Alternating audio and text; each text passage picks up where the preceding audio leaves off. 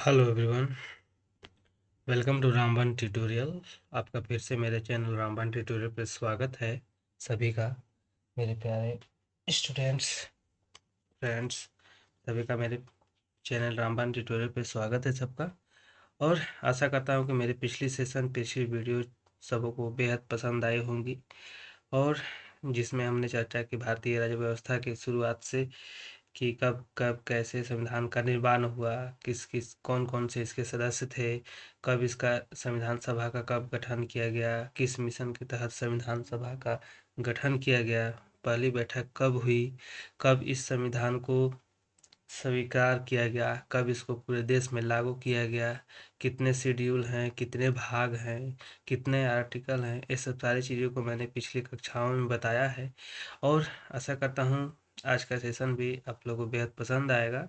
तो और सबसे पहले आप हमारे चैनल पे नए हैं तो मेरे यूट्यूब चैनल रामबाण ट्यूटोरियल को लाइक करें, सब्सक्राइब करें, ताकि हमें और भी नए नए वीडियोज बनाने में मोटिवेशन मिलती रहे। तो आज हम लेकर के आए हैं भारतीय संविधान, कॉन्स्टिट्यूशन ऑफ इंडिया का एक महत्वपूर्ण चैप्टर, राज्य के नीति निर्देशक तत्व। राज्य के नीति निर्देशक तत्व डीपीएसपी। डीपीएसपी जो संविधान के भाग 4 में वर्णित किया गया है, भाग 4 में वर्णित है। और इसमें हम देखेंगे कि कौन कौन से इसमें आर्टिकल हैं, कौन कौन से तथ्य हैं, इस सब सारी चीज़ों के बारे में हम जानेंगे और देखेंगे। तो सबसे पहला जो बात है कि इसमें सारी चीज़ों को मतलब प्रजा के हित के लिए एक लोक कल्याणकारी राज्य किस तरह से बनाई जाए, वो सब सारी चीज़ों के बारे में बताया गया है कि किस तरह से राज्य सरकारें कानून बनाएंगी, किस तरह से वो सभी के लिए उपयोगी हो, सभी को समान अवसर मिले, सभी को लोक नियोजन में समान अवसर मिले, सभी के लिए एक समान संहिता, सभी मजदूरों की भागीदारी आदि चीज़ों के बारे में बताया गया है। यद्यपि मूल अधिकार का जो प्रयोजन है कि समतावादी समाज का सृजन हो, सभी नागरिकों को सामाजिक प्रपीड़न अथवा प्रबंधन से मुक्ति मिले, सभी को स्वतंत्र सुलभ हो। निदेशक तत्वों का प्रयोजन है कि कतिपय सामाजिक तथा आर्थिक लक्ष्य निर्धारित किए जाएं और उन्हें तुरंत प्राप्त करने के लिए अहिंसक सामाजिक क्रांति का सूत्रपात किया जाए। संविधान सभा का आशय है कि भविष्य में विधायिका तथा कार्यपालिका दोनों जो हैं इस भाग में अधिनियमित इन तत्वों के प्रति केवल मौखिक सहानुभूति न जताए, बल्कि इन्हें कार्यपालिका तथा विधायिका के उन सभी कार्यों का आधार बना दिया जाए जो इसके बाद देश के शासन के मामले में किए जाएंगे। जिस राज्य ने अपने मुख्य दायित्वों के भार से मुक्त होने के लिए अभी अभी अंगड़ाई ली है, वह तो उनके बोझ तले पीस सकता है, यद्यपि उन्हें पूरा करने का क्रम, समय, स्थान और रीति तय करने की छूट उसे नहीं दी जाती है। इसी तरह से अनुच्छेद 37 जो है वह घोषणा करता है मूल कल्याणकारी राज्य का बारे में कि किस तरह से कल्याणकारी राज्य की अवधारणा के बारे में बताया गया है। आर्टिकल 37 में कल्याणकारी राज्य की अवधारणा दी गई है। इससे सारे बहुत सारी चीज़ों को बना दिया गया है। कई सारे अम्बेडकर ने कहा, और हमारे जो संविधान निर्माता थे डॉक्टर भीमराव अम्बेडकर जी, उन्होंने भी स्पष्ट शब्दों में कहा था कि निर्देशक तत्व का आशय यह नहीं है कि वे केवल पूजनीय घोषणाएं बनकर रह जाएं, बल्कि यह होना चाहिए कि इन अनुदेशों का यह होना चाहिए कि जो भी सत्ता में आएगा या जो भी सरकारें आएंगी उनका इनको आदर करना पड़ेगा और ये इन चीज़ों को मानेंगे और उस चीज़ को बखूबी निभाएंगे। तभी जाकर के एक लोक कल्याणकारी राज्य की संकल्पना को साकार किया जा सकता है, उसे परिपूर्ण किया जा सकता है। तो चलिए आज के कुछ क्वेश्चन के बारे में जानते हैं कि आज के क्वेश्चन क्या हैं। तो सबसे पहला जो क्वेश्चन है वह है कि राज्य के जो नीति निर्देशक सिद्धांत हैं, राज्य के नीति निर्देशक जो तत्व हैं, उसका संविधान के किस भाग में उल्लेख किया गया है। तो वह जो है उसका उल्लेख जो है किया गया है हमारे संविधान के भाग भाग यानी पार्ट भाग 4 में। राज्य के नीति तत्वों का उल्लेख संविधान के भाग 4 में किया गया है। उसके बाद अगला जो क्वेश्चन है उसका अगला जो क्वेश्चन है कि लोक कल्याण की अभिवृद्धि के लिए सामाजिक व्यवस्था बनाना किस अनुच्छेद में वर्णित है? तो यह जो है आर्टिकल सामाजिक व्यवस्था बनाना, तो यह किस अनुच्छेद में आएगा? तो यह आएगा हमारा,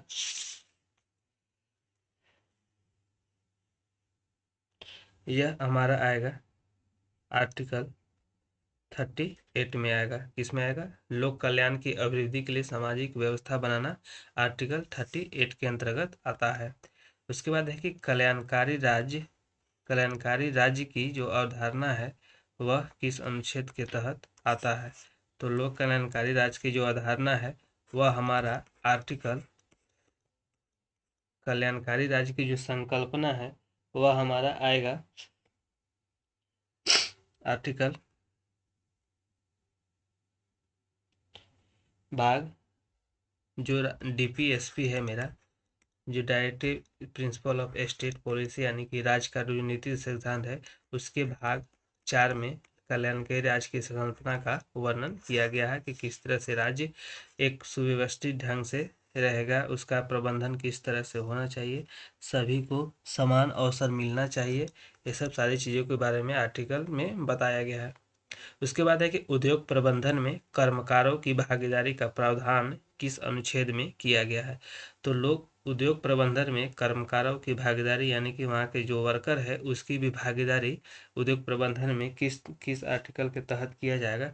तो वह आर्टिकल जो है वह आर्टिकल 43A में बताया गया है कि उद्योग प्रबंधन में कर्मकारों यानी कि वर्करों का भी भागीदारी प्रदान किया गया है।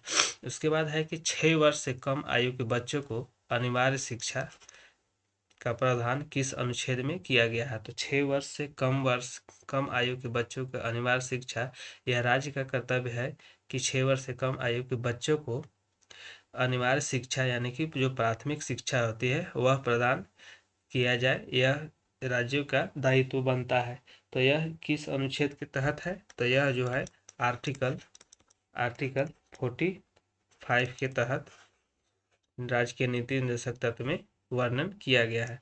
उसके बाद है कि काम की न्याय संगत और मानवोचित दशाएं तथा प्रसूति सहायता का प्रावधान किस अनुच्छेद में किया गया है?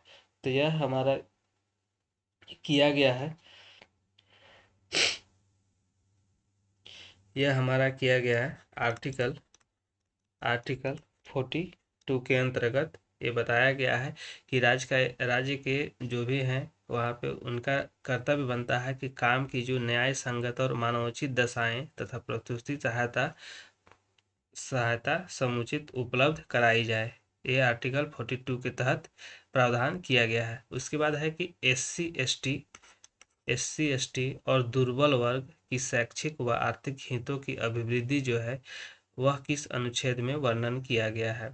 तो यह किया गया है डीपीएसपी यानी कि राज्य के नीति निर्देशक तत्व में एससी एसटी के बारे में और दुर्बल वर्ग के बारे में यह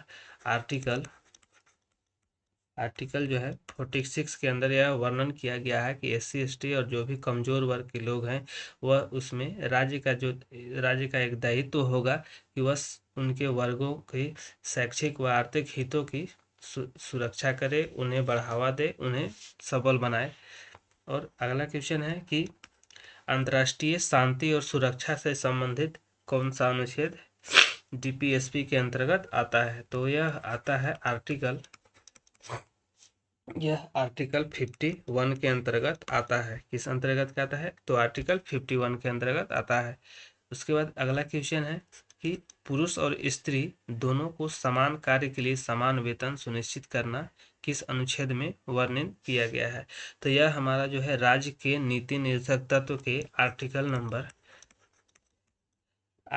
नंबर समान कार्य के लिए समान वेतन, आर्टिकल नंबर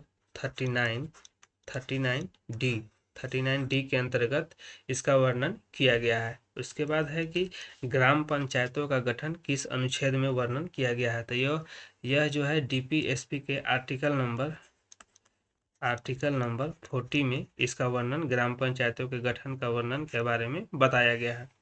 उसके बाद अगला क्वेश्चन है कि कार्यपालिका से न्यायपालिका का जो पृथक्करण है वो उसका वर्णन किस प्रकार से किस अनुच्छेद में किया गया है। तो यह जो है आर्टिकल नंबर कार्यपालिका से न्यायपालिका पृथक्करण, यानी कि कार्यपालिका और न्यायपालिका दोनों अपने अपने जगह पे रहेंगे। कार्यपालिका न्यायपालिका पर अपना आदेश नहीं दे सकती है, तो या किसी राज्य को न्यायपालिका बाध्य नहीं कर सकती है, या कोई केंद्र सरकार राज्य को बाध्य नहीं कर सकता है कि वह केंद्र के द्वारा बनाए गए कानून को माने। तो यह इसका प्रावधान जो है वह आर्टिकल नंबर 50 में इस चीज को बताया, दर्शाया, वर्णित किया गया है।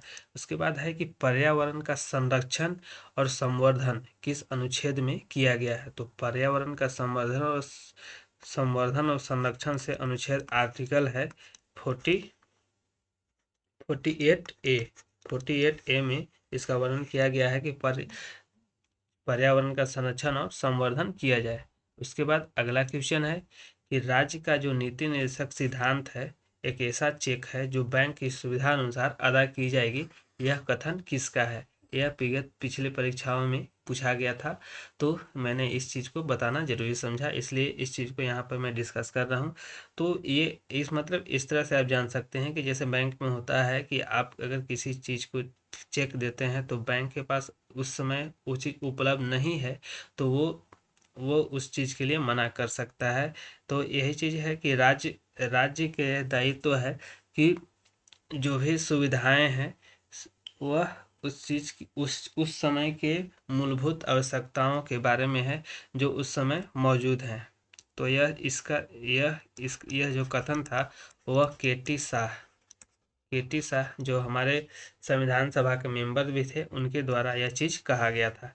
उसके बाद है कि सहकारी समिति, स्वायत्त संचालन आदि को बढ़ावा देना किस अनुच्छेद में वर्णित है। सहकारी समिति जो है, स्वैच्छिक संगठन जो है, स्वायत्त संचालन जो है, लोकतांत्रिक नियंत्रण तथा व्यावसायिक प्रबंधन जो है, उन सबको बढ़ावा देने के लिए आर्टिकल नंबर 43B में इस चीज का वर्णन किया गया है कि राज्यों का ये भी दायित्व है कि वह सहकारी समिति, स्वायत्त संस्थाएं, स्वायत्त संचालन आदि जो है, स्मॉल इंडस्ट्री जो है, ये सब सारी चीज़ों के बारे में उनको बढ़ावा देंगे, उन्हें प्रोत्साहित करेंगे। इस चीज़ का वर्णन आर्टिकल 43B में किया गया है। उसके बाद आज का अगला क्वेश्चन है कि पुरुष और स्त्री को समान रूप से जीविका के पर्याप्त साधन प्राप्त करने का अधिकार किस अनुच्छेद में वर्णन किया गया है।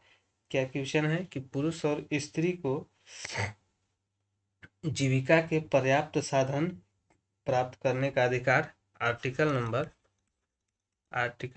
39A के तहत इस चीज का वर्णन राज्य के नीति निदेशक तत्व में सम्मिलित किए गए हैं। उसके बाद एक और क्वेश्चन बताते हैं जो इस प्रकार से है कि क्वेश्चन है कि सभी नागरिकों के लिए एक समान नागरिक संहिता किस अनुच्छेद में वर्णन किया गया है। तो यह जो है यह आर्टिकल नंबर 44 के अंतर्गत किया गया है। यह क्या है, इसमें है यूनिफॉर्म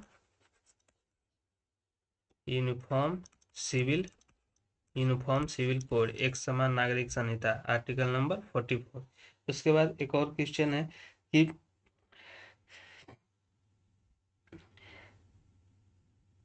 और भी बहुत सारे हैं राष्ट्रीय महत्व के जो स्मारक है, स्तूप हैं, प्राचीन कलाकृतियां हैं, उनके संरक्षण के बारे में बताया गया है।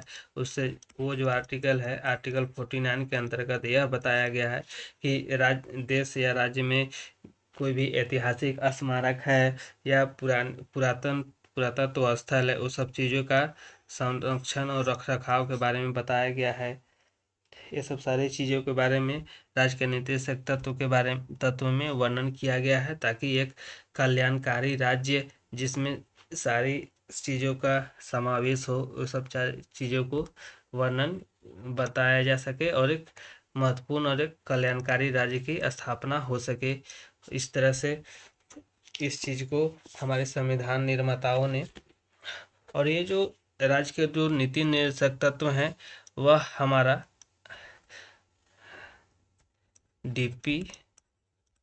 डीपीएसपी जो है वह हमारा आयरलैंड के द्वारा, आयरलैंड के संविधान से, आयरलैंड आयरलैंड के संविधान